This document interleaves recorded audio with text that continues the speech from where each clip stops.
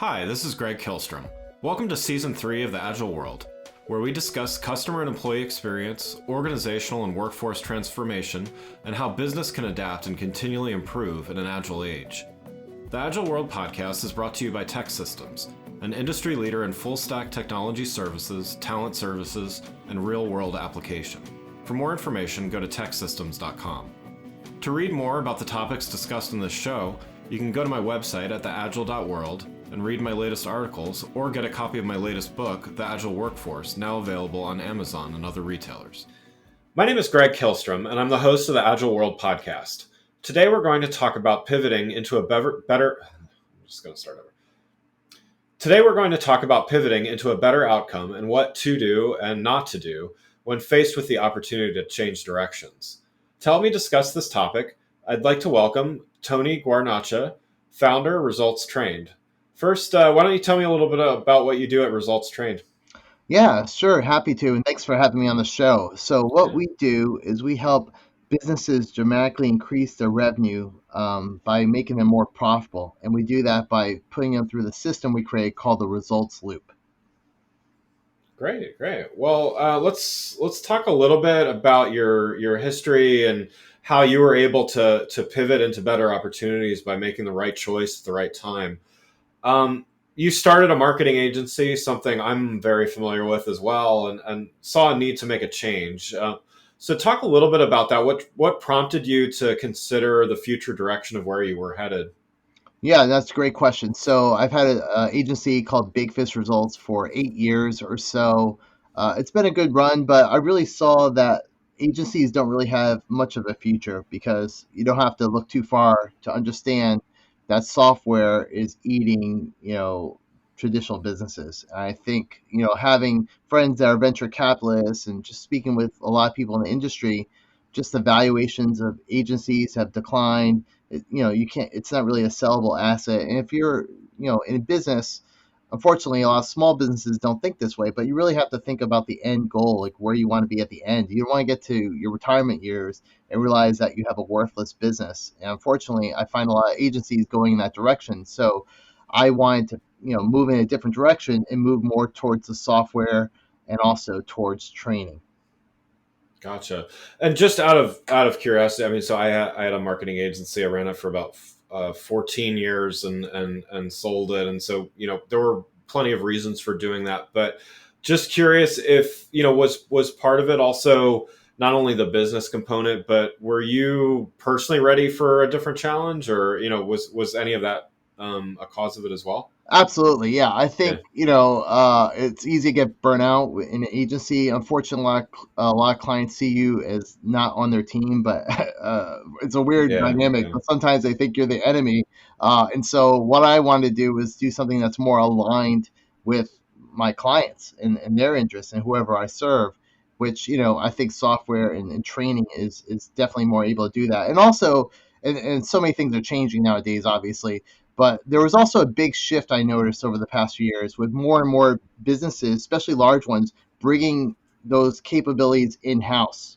So, years ago, with agencies, they were needed because, they had the specialty experience in SEO or advertising, digital advertising, not as much people doing it. And so, it was kind of a more of a valuable thing. Now, more people know this, and so businesses are turning more of this in-house. So it's just, yes, I mean, absolutely, 10 years ago, having an agency and selling it like you did, great idea. I think the future of it is going to be different. And so I'm always trying to look at where are things going, not where have they been, and position myself for success in the future. Yeah. So you mentioned the kind of the relationship to the customer is different between running a marketing or consulting agency versus a software company. Any other differences, or maybe even the biggest difference that you've noticed in running one type of company versus the other? Well, the biggest one is probably scalability. So a lot of challenges you have with an agency, it's difficult to scale. A lot of agencies will try to solve that problem by focusing on vertical. But, for me, that's not as interesting because I like diversity. Also for employees, kind of doing the same thing in and out is not as interesting. And so from a personal standpoint, I think it's, I like the variety. Plus, I think that's where a lot of the innovation comes from. But, scalability, if you want to scale, it's definitely better to focus on a vertical. But the ultimate way to scale, what I always say, if you want to scale, you know, have focus. If you want to go beyond that, have systems and processes. And if you really want to scale, turn that into a training company and a software company, which is essentially what I've done. Yeah, yeah. So who are the audiences you're focused on most now, and what kind of led you to that direction? Well, it's interesting because a lot of this relates to my agency. So what I noticed with my agency is most businesses, and really actually to take this up a higher level, to have success in anything, what I've discovered is you really need to have three things. You need to understand what you need to do, you need to understand how to do it, and then you have to actually take action. And so the way I look at that in describing what I do is I help businesses identify their challenges, understand how to fix them, and then help them take action to actually fix them. And so what I find with most businesses, especially smaller businesses, they focus on the how. How do I do SEO? How do I do AdWords? How do I do a podcast? And so what I found the best companies do is they have down the what, which is a fancy word or a simplified word for the fancy word of strategic planning. And so Yeah. I pivoted my company to help on the strategic planning component, and that's where I created my training company. But before that, I actually started. I created a software company out of it, and so I created a system where you could do strategic planning online and map personas and identify your offers and funnels and all this stuff. And it didn't get the traction it needed. And what I realized is the reason why is people didn't really understand the need for it.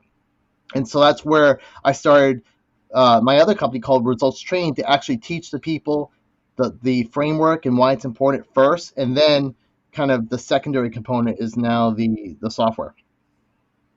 Gotcha. Yeah, that makes sense. So you've mentioned even in this the short time we've been talking so far, several different, let's call it, iterations of your business, your career, and things like that. Might be hard to answer this question even, but what kind of guided you from to rethink some of what you were doing, or just to think of it in a different way? Is like, was there a was there some kind of realization that would happen at key points, and what kind of brought about the desire to change, I guess? Well, I think it's important when you're launching anything to listen. And so what I would try to do is to use kind of a Silicon Valley term, I would do an MVP, a minimum viable product. I'd throw something out there, see if it was getting traction. If it wasn't, I'd change direction. And so I did that a number of times to figure out what is and what isn't resonating.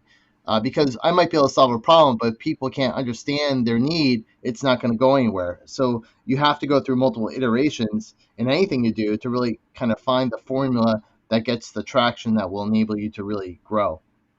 Yeah, yeah.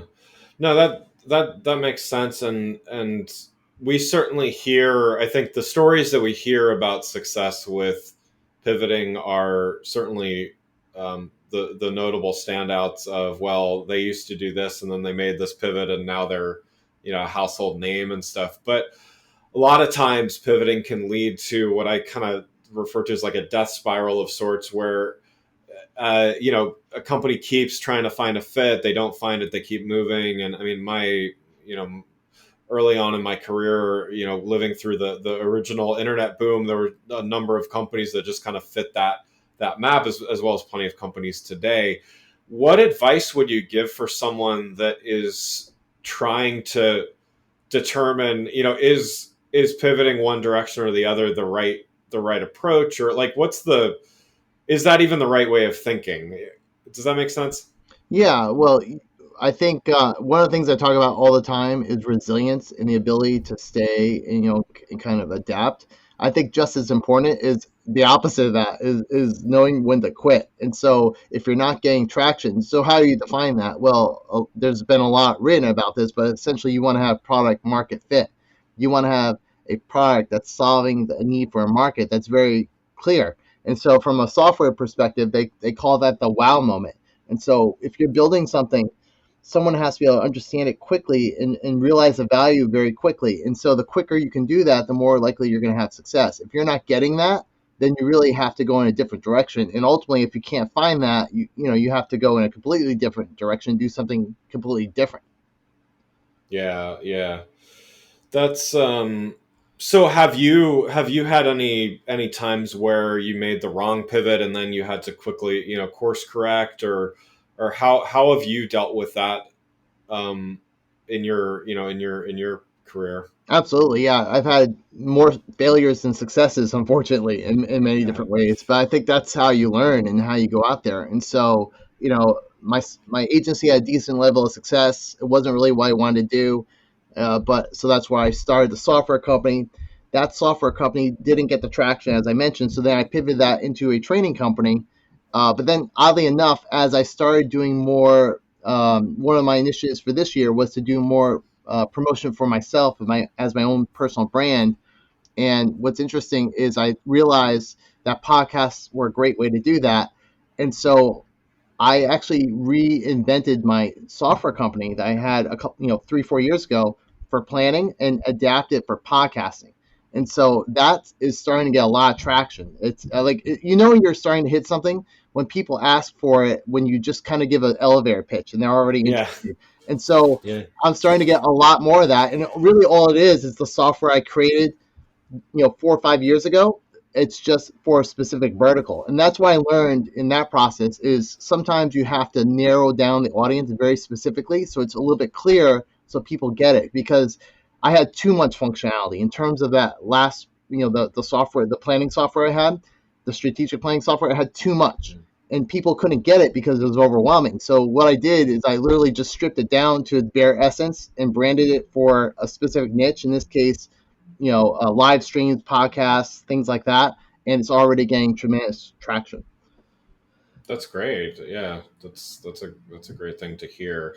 So I guess, your advice for someone that, let's say somebody's they thought they were doing the right thing, and they're kind of at an impasse, let's say, but are looking for what they should do to try to figure out, is what they have salvageable, is it time to walk, as you mentioned before.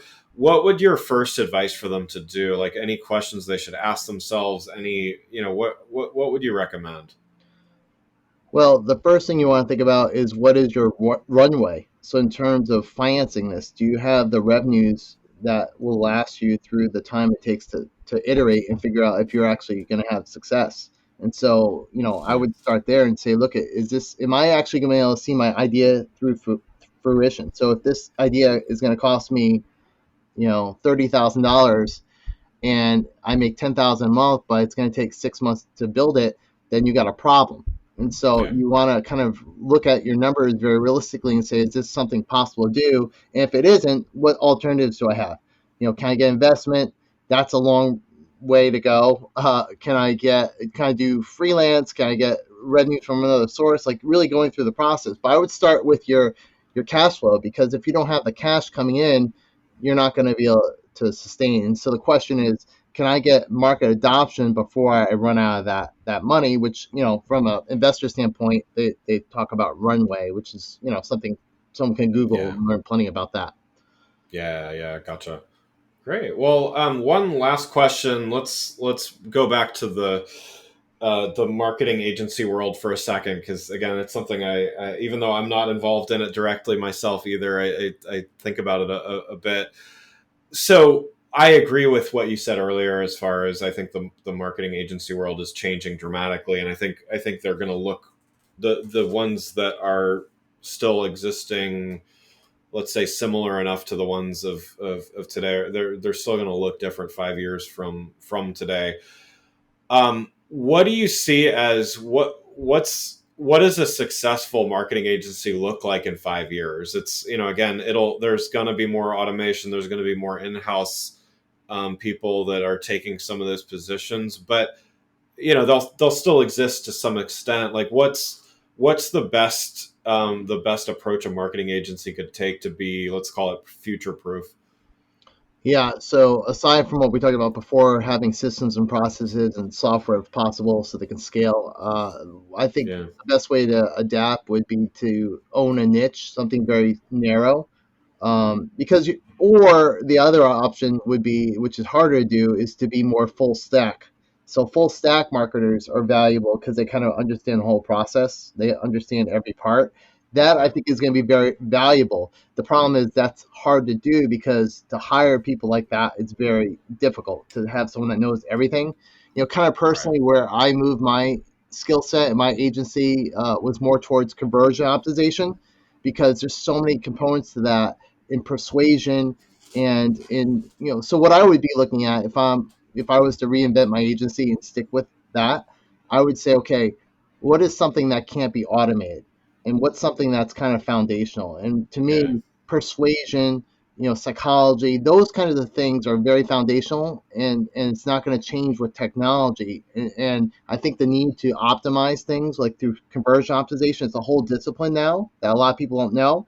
That's where I'd be positioning myself, is on that side. Yeah. Yeah. That's great. Well, Tony, thanks for joining the show. For those listening, what's the best way for them to keep up with what you're doing? Sure. So if anyone wants to connect with me directly, go to my personal website, which is meettonyg.com. Scroll down to the bottom. You can connect with me via social media. LinkedIn is probably the best one. And then if anyone wants to kind of follow my journey with launching this software company, you can go to castosity.com and learn more there. And I'm actually doing a video series that I'm going to release later, where every day I do a video of what I'm doing to scale this from zero to $1 million in less than a year. Great. That's great. I'd like to follow along as well. So that's great. Well, again, I'd like to thank Tony Guarnaccia, founder of Results Train, for joining the show. And thanks for listening to the Agile World with Greg Kilstrom. See you next week. Thanks again for listening to the Agile World podcast, brought to you by Tech Systems. I'm your host, Greg Kilstrom. If you enjoyed the show, please take a minute to subscribe on your podcast channel of choice and leave us a rating so that others can find the show more easily. You can learn more and get a copy of my latest book, The Agile Workforce, from my website at theagile.world.